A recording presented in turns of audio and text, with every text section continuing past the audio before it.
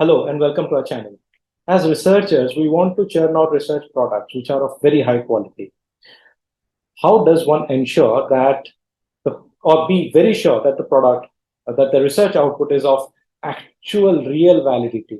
That means whenever there is a need for assuring quality, there has to be multiple validation legitimacies going into a research.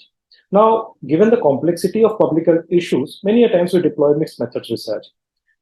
It looks very attractive on the face value, but for a researcher, it needs to be very clear why one wants to deploy mixed methods research. That means what is the purpose of using mixed methods research once a research question is decided.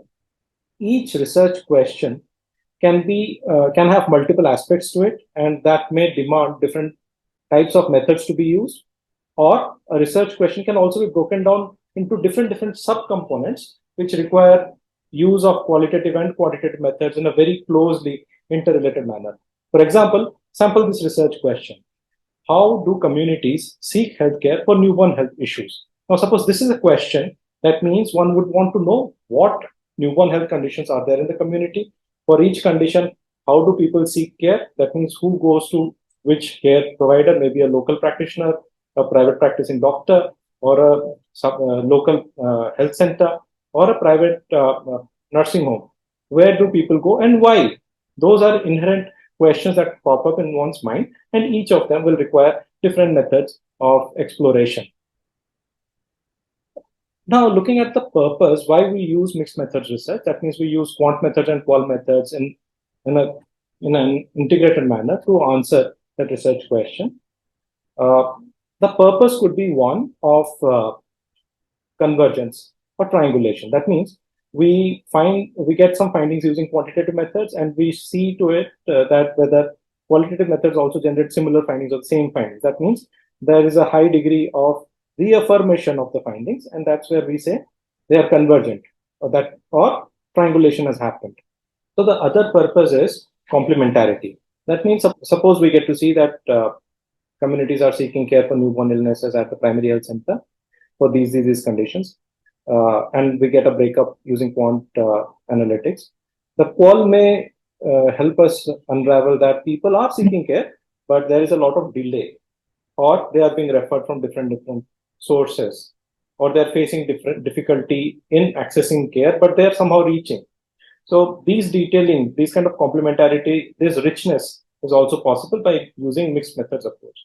The other reason for using mixed methods approach is expansion. So expansion means you have certain elements of your inquiry done by quant methods, and then add-on elements are collected using qual methods. For example, you are doing a survey and in which you do not have adequate information of what is happening from the most vulnerable section. So that element can be explored using qualitative, while the rest can be quantitative assessment. So these kind of expansion of inquiry could come up, or maybe some questions are set for quant exploration, quant assessments, and then some add-on questions help in, especially those of quality, access, those kind of issues can be explored using qualitative methods. Now, one more purpose why one may use mixed methods is development. And these are basically sequential designs give a very good idea about development. We collect some qualitative data, and then based on that, we develop a quantitative questionnaire, or we improve the quantitative questionnaire that is already there. So this kind of development approaches are also possible. Now, one funny thing may arise is that we do a qual data collection, we do a quant data collection, and then instead of corroborating, they don't look eye to eye. That means there is absolute contradiction, paradoxical findings. And that's when we say initiation. So that's the ground for further research, development of further theories, or maybe for discovery. So those kind of purposes can also be served by using mixed methods approach. Now, beyond this is a classical enumeration of the purposes of mixed methods research approaches. As I said, triangulation, then complementarity, development, expansion, and initiation.